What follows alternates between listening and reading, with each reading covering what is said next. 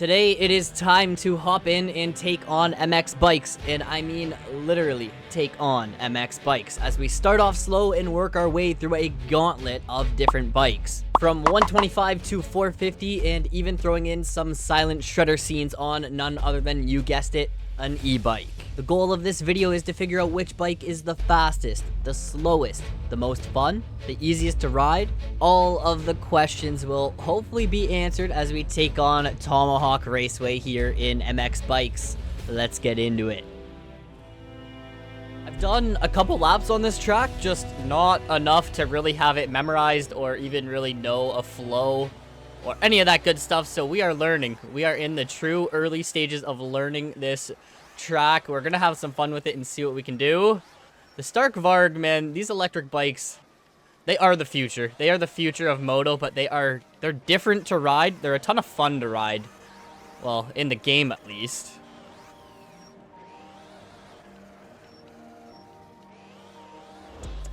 Okay, finding a little bit of a flow. This bike being so snappy, it just wants to go. It has a lot of torque being that electric motor. Oh, I'm going down. There's no way I survived this, right? Now, I want to give some backstory on how this video idea came about. One morning, I opened up Instagram and saw Justin Bogle shredding a Stark Varg and MX bikes on what looked like a sweet track. If you don't know who Bogle is, full-time moto guy, riding the Stark right now, part-time rapper guy, and I guess he games a bit too. I shot him a DM, and long story short, Tomahawk. That's how we ended up starting off this video on the Stark here at Tomahawk Raceway. Triple here. We're going to hit this inside line. No, we're not. We are going to be sleeping on the dirt. I'm going to act like I meant to do that 360, and things just got a little out of control. Oh, and my landings are just not on point, that's for sure. Outside line would be better, and oh my goodness, I'm getting sketchy. Oh, I'm gonna jump off track. Oh no, the electric power took over, and I looped my Larry, man. I spoke it into existence. Things were going so good until they weren't. My skill level in this game is, I mean, oh, nowhere near top tier.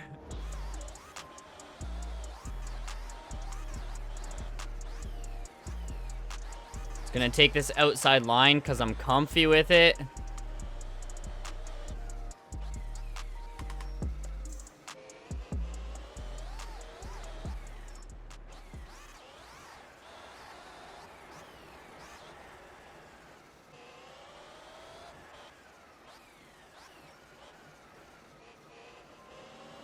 Oh baby, let's go. I am on two wheels heading to the finish line, completing my first clean lap here on the Stark Varg. Oh my goodness, we did it. I actually feel like I just accomplished life goals out here, man. It only took 7 laps. We ran a 2:11.14. That is not too shabby, considering I was running like over 3-minute laps at the start of my attempts there. But now I am going to try to beat that lap time here on a 125. I'm not sure which one to go with. I don't think I've really rode the 125s much in this game. Maybe I'll just rock the Husky. Oh god, listen to that 125 scream. This thing's gonna be purring around this track. Oh, it feels slow already. Oh my goodness, I'm going to struggle to clear some of these jumps, I think. I'm not too worried about certain jumps. Okay, maybe I should be. Oh my goodness, that is going to be harder than I expected. Maybe it's just me, but it seems really slow, even for a 125. And then I probably need to be in 4th for that middle triple. And then just like that, hit a little freestyle mid-rhythm section and continue on like nothing even happened. Okay. Okay. Not bad. I won't be able to do that again, especially with the freestyle trick in the middle there, but gotta love it. Gotta love MX bikes when you get those goon moments going on. Now here, I think outside, if I can be in 4th, is 4th gear enough? I don't think it is. Oh, it might be. Okay, if I'm not squirrely, 4th gear might be enough. So at first I thought I just completely struggled at riding the 125, but nope. The 2022 Husqvarna 125 is just ridiculously slow. Trying to hit a lap on this bike was the most frustrating task to try to accomplish. Of course, I wanted to try to hit the jumps and put together a decent lap, but this bike just didn't have the power. I couldn't even make the finish line jump unless I started like way back on the start straight, giving me a huge run up for the jump and kind of allowing the bike like enough time to get up to speed, which it took forever. Momentum is key on the 125s, and momentum is definitely something I lacked on this bike. When you compare this bike to a 450, the speed difference is actually mind-blowing, as you guys will see later on in the video when we ride a 450. Spoiler, it is a blast, so stay tuned for that.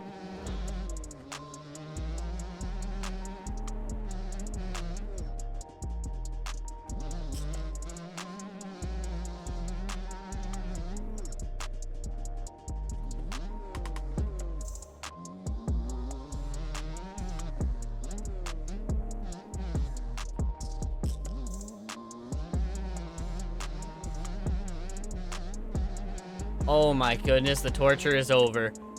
The torture of the 125 is over. Obviously, it's possible to go quicker. Could I go quicker? Probably. I did mess up some sections. Do I want to go quicker?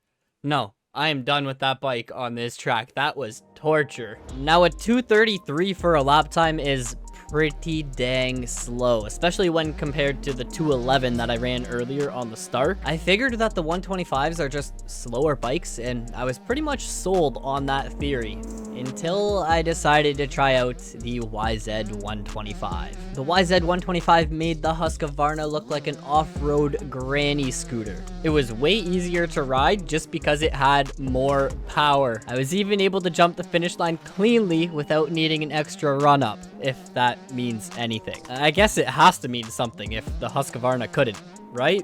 I ran a 2:18 for a lap time, which is still slower than the Stark Varg lap I ran at the start of the video, but also way better than the 2:33 that I ran on the Husqvarna 125. That Husqvarna, it is just slow. Now, leaving the Weed Whacker 125s in the dust, it is time to get into the faster and what I would consider more fun bikes here in the game. We still have 3 bikes to check out, and things are about to get fast.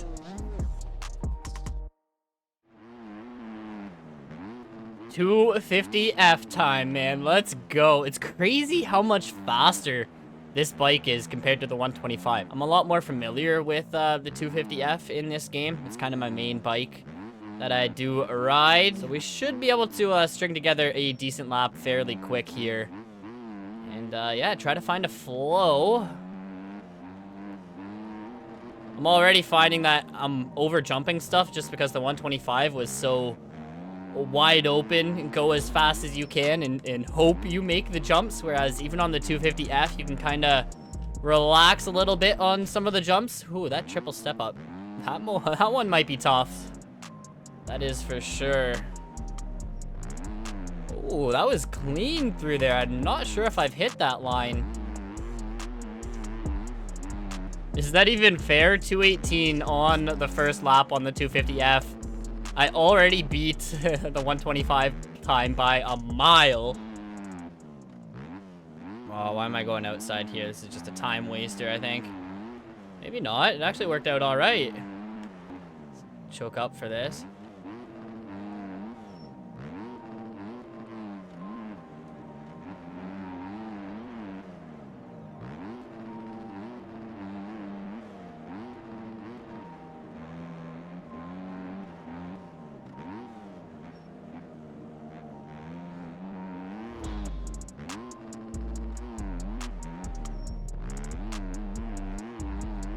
Woohoo! I almost looped out on the finish straight, man. 2:14.4, and I could potentially go quicker, but I think I'm gonna take that for the time being. 2:14. That is about a second quicker than the Stark, and I did make a few mistakes in some spots on that lap. Okay. 250F. That bike is fun. The 250F is a very nice and easy bike to ride, but even with the power being so controllable and smooth, I still manage to have some chaotic moments and just get sketchy with it. This bike never, ever, ever fails to remind me that mistakes are costly, and I mean, messing up a corner may mean not making the next jump cleanly or at all, just because the bike doesn't have enough power to kind of pull you out of those sticky situations. It is a very beginner-friendly bike, to put it simply, although sometimes having just a little bit more power can actually be a huge advantage, as we are about to see here on the 252-stroke and the 450. It is time for the 252-stroke. This bike's gonna be fun. I hope, at least. The gas. Oh my god, we are flying. Okay. The 125 barely had any power.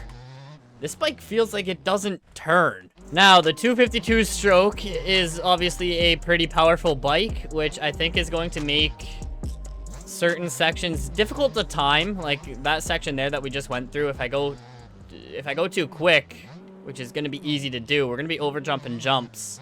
That's going to be pretty costly. So throttle control is going to be key here on this bike. And I mean, the power is also going to be nice. It's going to be able to pull us out of sticky situations. And it's going to be a vast difference from the 125, for example, where the 125 had no power. This bike almost has too much power. Look at that. Look at how easy that jump was. What? Nah, this bike is a cheat code, man. If I'm able to actually control the power on this bike, I think we are going to be able to run a really quick lap. That's going to be the issue, though, actually being able to keep this steed tamed, keep it on two wheels, and oh my goodness, man. Ah, that would have hurt in real life.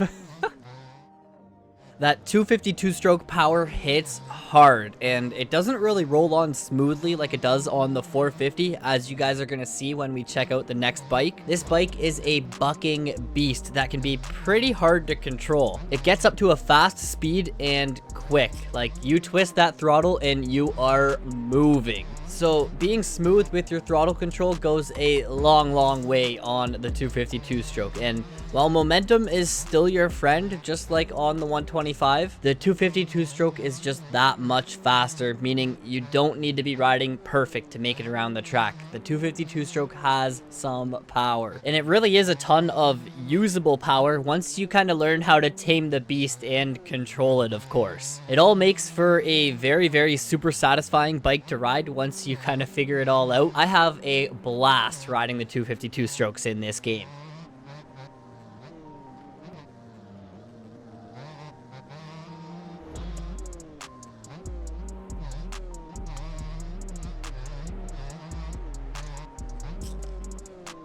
That wasn't a bad lap. 213. 213.3. I think I might take that.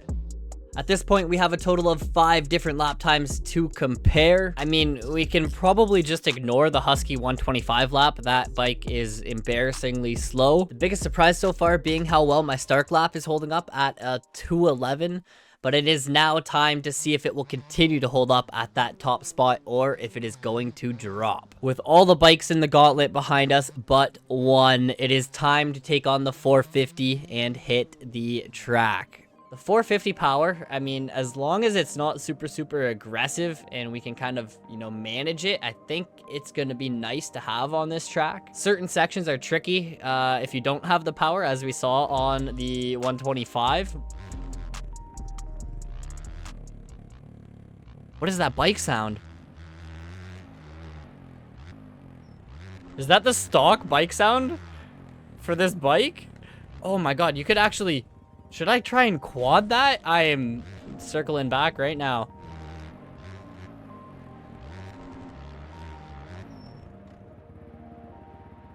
Oh, that is definitely doable.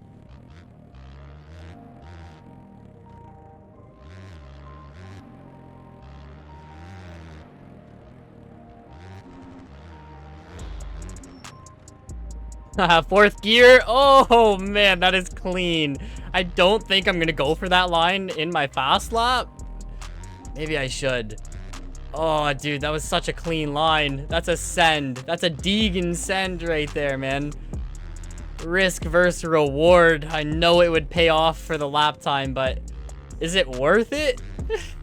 Is it worth it to go for that send and risk messing it up? I guess I'll just have to play it by feel. It's one of those things, if you know you're going to land perfect and have the drive to go for it, then I might as well go for it, right? Clearly, this bike is just on another level. The 450, man, it's so smooth as well. You just twist the throttle and it goes, man. Twist the throttle and the power hits.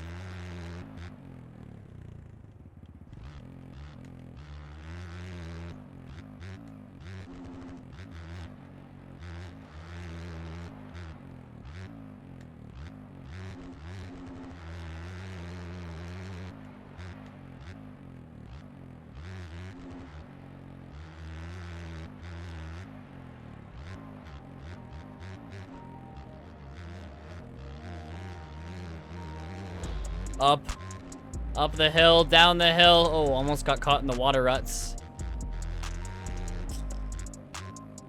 I'm gonna flow to this outside here.